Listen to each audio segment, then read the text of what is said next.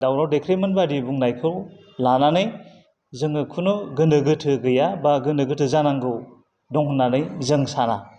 बेखायनो जे tribal issue बा 6 शिड्युल इस्यु बेयाव दुलाराय बर' फरायसा आफादा मालाबाबो खुगा मुथुनानै थायाखै, सिरि थाबोआखै। जे टाइमाव जे सिटुएशनाव जे बाथ्राफोरखौ बुंनांगौ लाखिनांगौ बेखौ लाखिबोबाय थादों।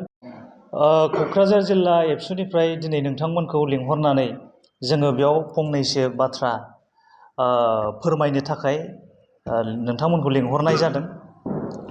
जे मैयासो मोनसे इउटुब चेनेलाव जों नुनो मोन्दों जनजाति सुरक्षा मन्चनि सासे बिबानगिरि दावराव देख्रेब नार्जारि बिथाङा मोनसे बाथ्रा रायखांदों जे देग्लायनि जे बिटिसि बिसायख'थि बे बिटिसि बिसायख'थियाव नमिनेसन जे नमिनेसन होनाय बियो जानानै थांबाय। दा बेयाव माखासे एसटि रिजार्भ कनस्टिटुवेन्सियाव एसटि नङै मानसिफ्रा नमिनेसन फाइल खालामदों होननानै बिथाङा रायखांदों। दा बेनि सायाव बबेबा डिसि अफिसाव थांनानै बिथांमोनहा अबजेक्सन खालामदों। बे बाथ्राखौ लानानै डिसि अफिसफोराव अबजेक्सन होनायखौ जोंबो मोजां मोनदों। नाथाय बे बाथ्राखौ लानानैनो बे बाथ्रानि सायाव अबजेक्सन होनो थांनानैनो दुलाराय बर' फरायसा आफादखौ टारगेट खालामनानै दुलाराय बर' फरायसा आफादनि आफादगिरि दिपेन बर' बिथांखौ टारगेट खालामनानै जे बाथ्रा बुंदों बिथाङा ट्राइबेलनि सायाव बा 6 शिड्युलनि सायाव जेबो बाथ्रा बुङाखै, जेबो बिनि सायाव खोथा बुङाखै। बेबायदि होननायासो बिथांनि मुल एजेन्डा बा मुल अबजेक्टिभ बादि जों मोनदों। जे खामानिखौ जे इनिसियेटिभखौ बिथाङा लादों बेखौ जों मोजां मोनदों आरो बियो बयनिबो थाखाय वेल एन्ड गुड। नाथाय बेखौ बुंनो थांनायावनो बबेबा मोनसे आफादखौ दुलाराय बर' फरायसा आफादखौसो सोंखारिनो थांनाया बेयो जोंनि थाखाय मोजां जायाखै। दा दुलाराय बर' फरायसा आफादा ट्राइबेल इस्यु बा 6 शिड्युलनि इस्यु बेयाव मालाबाबो सिरि थाबोआखै, बेयाव मालाबाबो जेबो खोथा बुङालासे थाबोआखै। माखासे सान सिगां सोरबा दलनि नेशनेल पार्टिफोरनि मानसिफ्रा जे बाथ्राफोरखौ बुंनानै जोंनि ओनसोलाव गुलाय गुजाय मोनसे थासारि लाबोनो नाजादोंमोन 6 शिड्युल आरो ट्राइबेल बेल एन्ड ब्लक बेखौ लानानै।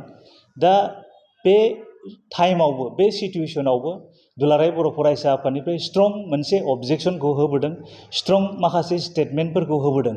बे बाथ्राखौ दावराव देख्रेमोन बादिया नुसनदोंना नुसना बा बुजिदोंना बुजियाखै जोङो बेखौ मिथिस'नो हाया। बिथांमोनहा जे खोथाखौ लानानै जे मोनसे थांखिखौ लानानै हाबा मावनो थांदों बेखौ एरायनानै एबसुखौ सोंखारिनायासो बिथांमोननि आसल एजेन्डा जानायखौ जों नुनो मोन्दों। खालि बे बिथिङावल' नङा, गुबुन गुबुन बिथिङावबो। आरो दुलाराय बर' फरायसा आफादनि गाहाय नेहाथारि मानगोनां खनिन्द्र बसुमतारिनि मोनसे भिडिअ' जे ससियेल मिडियायाव दायो ओंखारदों, बयबो बिनि सायाव गोबां रोखोमनि बाथ्राखौ बुंदों। जे बिथाङा बुंदों दुलाराय बर' फरायसा आफादनि मावथि बिबानगिरिफोरखौ लानानै बेयाव मोनसे सावरायनाय जादोंमोन। जे सावरायनायाव आथिखालनि जे थासारि बा रियेलिटि बाथ्राफोरखौ बे जोंनि मावथिफोरनो फोरमायदों, जायखौ लानानै गुबुन गुबुन राजनिति हान्जाफ्रा गावबागावनि बेनिफिटनि थाखाय एबसुनि सायाव नंखाय बाथ्राफोरखौ बानसावनाय, नंखाय बाथ्राफोरखौ ससियेल मिडियायाव प्रसार खालामनाय, बे बाथ्राफ्राव जोंनि गोदान बिबानगिरिफ्रा मालाबा सानस्लाबनो हाया बा बे बाथ्राफोरनि सायाव एसे कनफिउस मालाबा जानो नागिरो। बे बाथ्राफोरखौ लानानै मोनसे क्लियार बाथ्राखौ बेयाव फोरमायनाय जादों। दा बेखौ लानानै सोरबा दावराव देख्रेमोन बादि बुंनायखौ लानानै जोङो खुनु गोनो गोथो गैया बा गोनो गोथो जानांगौ दं होननानै जों साना।